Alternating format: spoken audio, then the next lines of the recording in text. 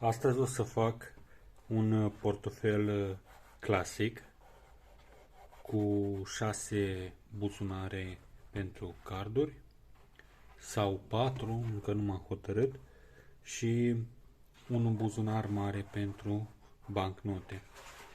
O să fie slim, foarte subțire, cât de subțire se poate. Nu o să aibă buzunar pentru monede.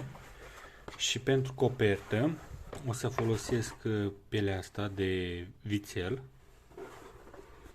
Este neagră și este foarte fermă. Iar pentru buzunarele interioare o să folosesc o piele mai subțire, un pic mai moale, dar tot destul de fermă.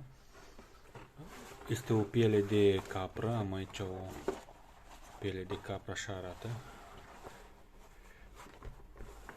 Este de culoare maro. Să vă arăt și textura, este interesantă. O să fac buzunarele din pielea asta de capră.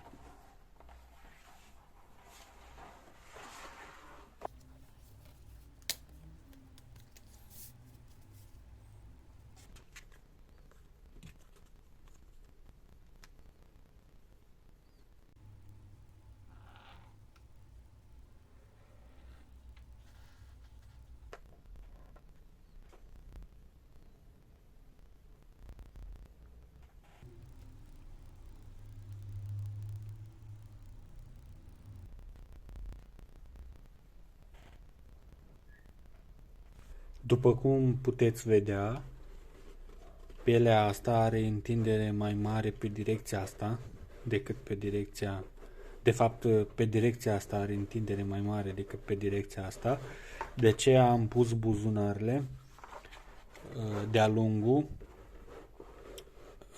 lungul, adică pe direcția asta să aibă o întindere mai mică decât pe direcția cealaltă, pentru că cardurile o să vină băgate în buzunar și pielea va fi întinsă în direcția asta și este bine să fie întinderea cât mai mică.